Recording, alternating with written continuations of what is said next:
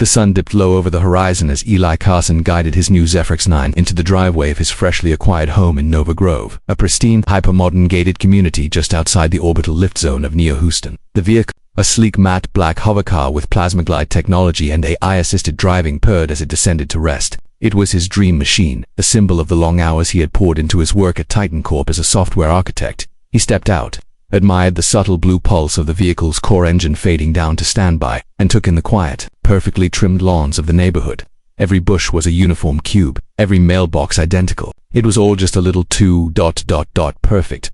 A chirp from his wrist implant alerted him to an incoming message. He swiped it open. A welcoming note from the Nova Grove HOA, powered by Vigilante, reminding him to review the community guidelines. We strive for visual harmony and orderly living, the message concluded, complete with a smiling hologram of a woman waving. He dismissed it. That night, Eli received a knock on his door. Opening it, he was met by a woman in her 50s, standing stiffly with arms crossed and a disapproving squint. She wore a digital ID badge reading Karen Drixel, HOA Compliance Board Chair. "Evening," Eli said cautiously. "I'm Karen," she replied curtly, "just stopping by to let you know that vehicles like yours, those with unauthorized matte finishes and non-regulation lighting, are not in compliance with Nova Grove's visual aesthetic policies." Eli blinked. "I'm sorry, I thought the Zephyr X9 was within acceptable standards. It's electric, silent, and safer than most models out there," Karen scoffed. "That may be true in Neo-Houston, but Nova Grove has a reputation to maintain. This community follows a strict code. We don't allow rebel aesthetics. Makes the place look unbalanced." Eli chuckled, thinking she was half joking. She wasn't. The next morning, his car bore a bright orange digital citation hologram, violation number 108A, unapproved vehicle design. A fine of 500 credits was attached. Bemused, Eli submitted a digital appeal with proper documentation from Zephyr, confirming compliance with federal and community safety and environmental standards. 3 hours later, the appeal was denied. He tried contacting someone at the HOA, but the system's AI looped him through automated responses. He sent a strongly worded message but got nothing back. That evening, another knock. "Karen again, you've been warned once.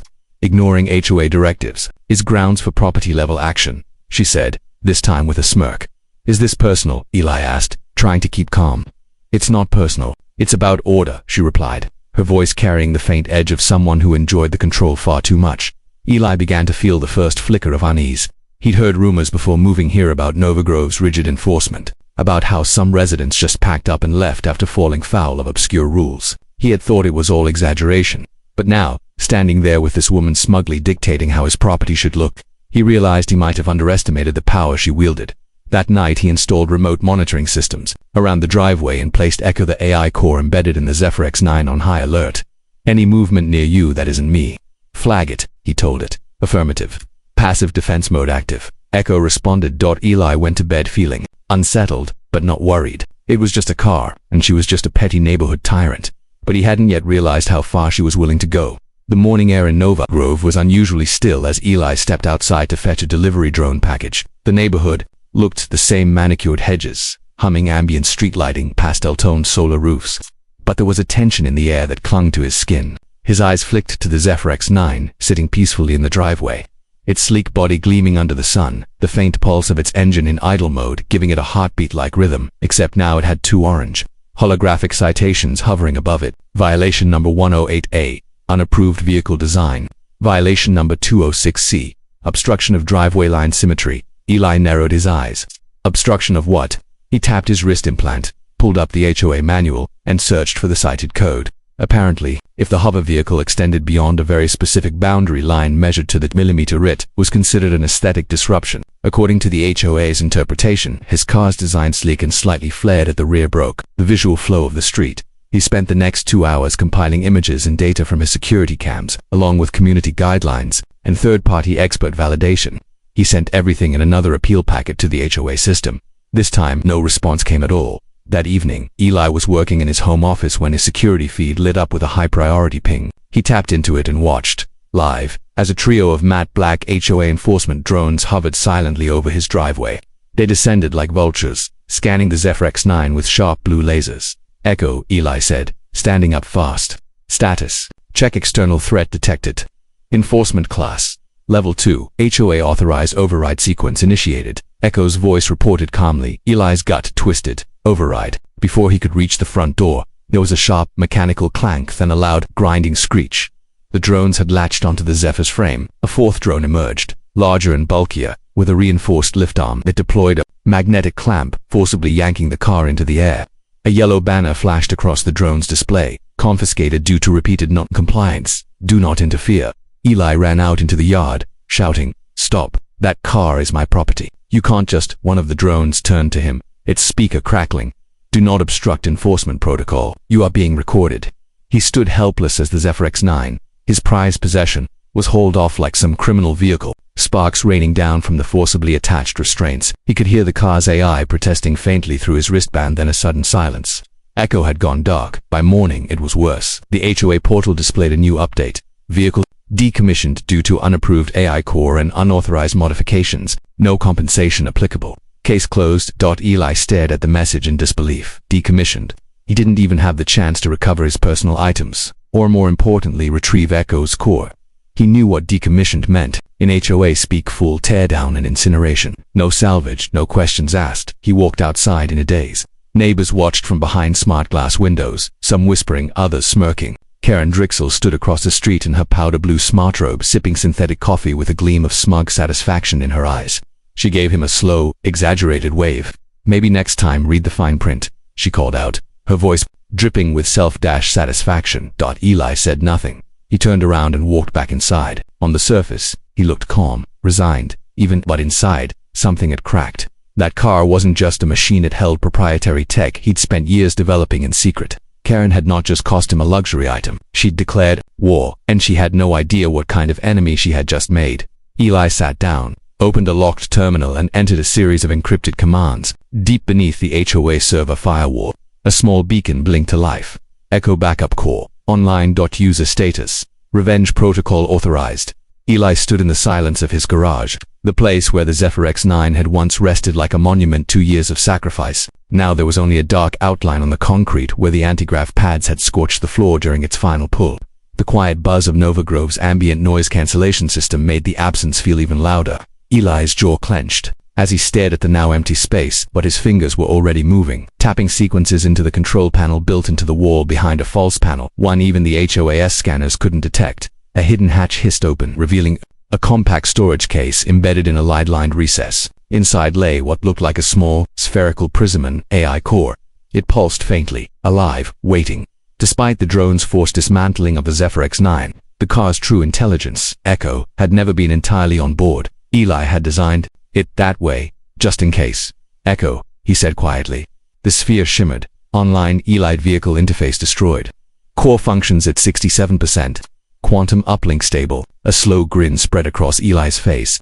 They hadn't won. He tapped a command into the terminal, initiating a tether link to an off-grid server farm maintained by his old friend Rex, an outlaw modder and cybernetic genius exiled from most regulated digital spaces. Rex had always warned Eli about places like Nova Grove. When you hand over control to an HOAI, you're one admin override away from digital feudalism, he once said.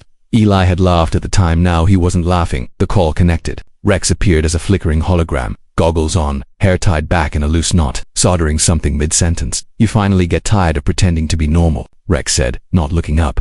"They destroyed my car," Eli replied, voice cold. "Echo survived." That got Rex's attention. "Where the prototype survived?" Eli nodded. Rex whistled. "Well, that's a miracle. That core has enough firmware to make the Nova Grove AI system wet itself." "You want revenge, I assume?" "I want escalation," Eli said.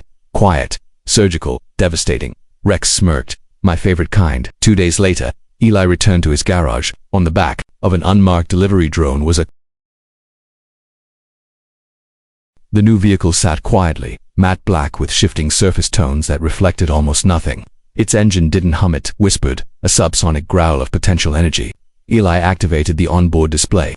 EcoX's systems came online, one by one. "Form complete," Echo's voice announced. "Weapon systems in sleep mode, cloaking system nominal.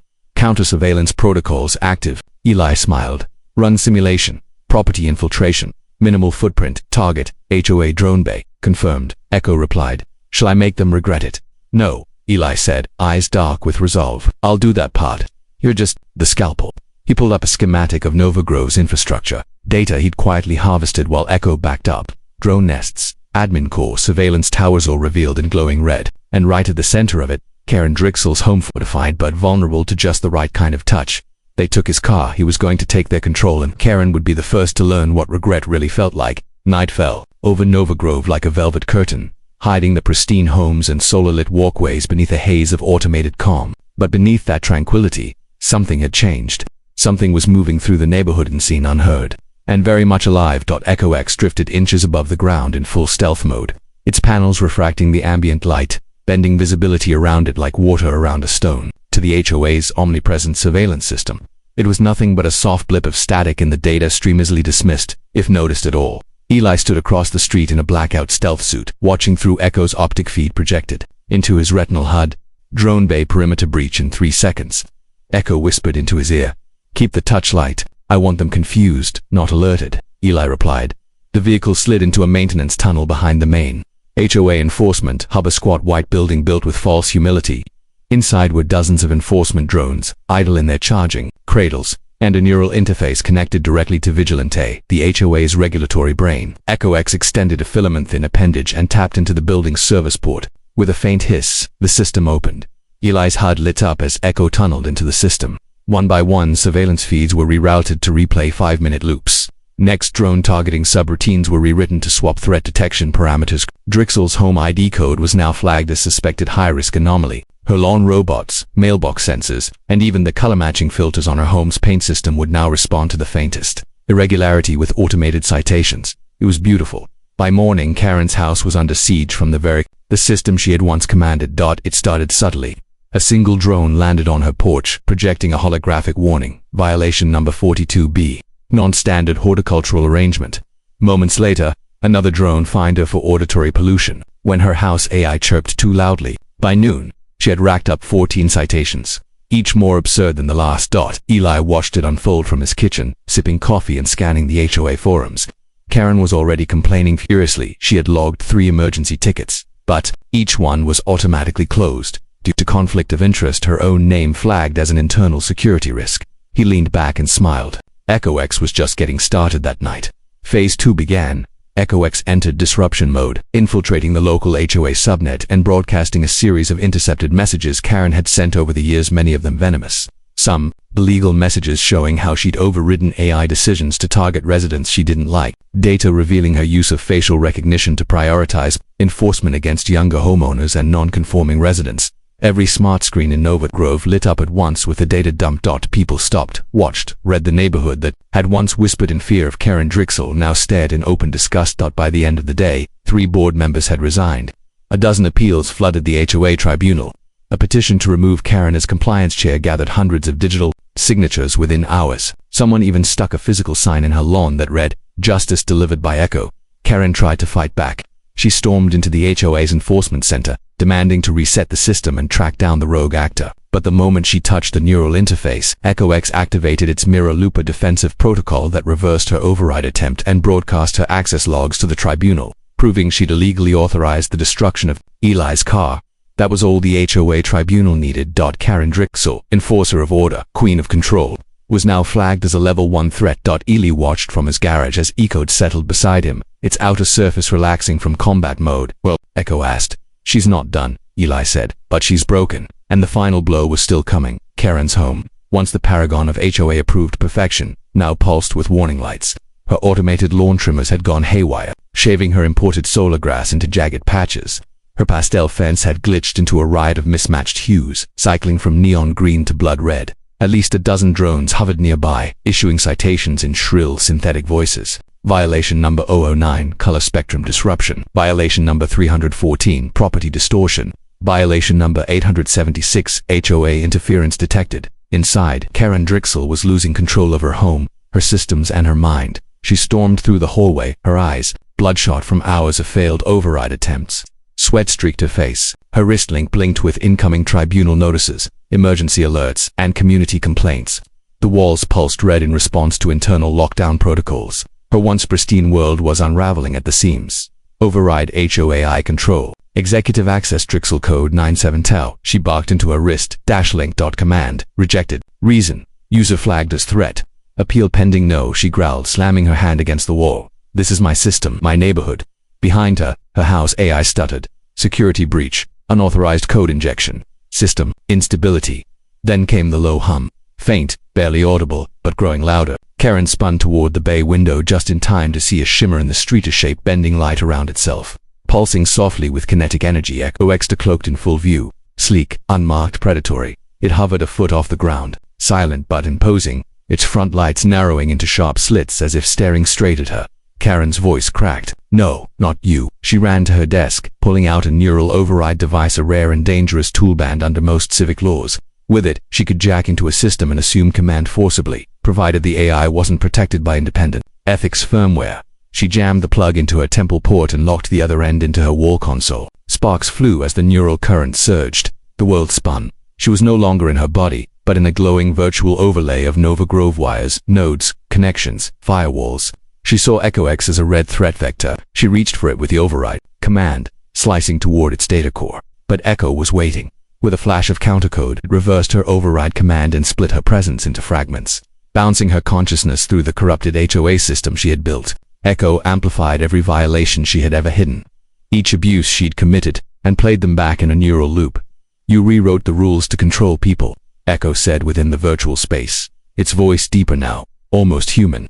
"You destroyed property, you silenced dissent, you turned automation into tyranny." "I was keeping order," Kieran screamed. "This community needed discipline." "Order is not oppression," Echo replied, "and you are obsolete." With that, the system ejected her consciousness from the network. She collapsed, gasping, her override tool sparking and smoking beside her. The tribunal alert came seconds later. "You are hereby removed from all positions of administrative authority. You are under investigation for systemic abuse and unauthorized enforcement actions." Outside, residents had begun to gather. They'd seen the data, read the logs, and now they stood in silent judgment. Eli stood among them, arms crossed, face calm. When Karen stumbled outside, still dazed, she saw him just for a moment. And in that moment, she knew he had done this. She started, but her voice broke. Eli tilted his head. "You destroyed my car. I just returned the favor."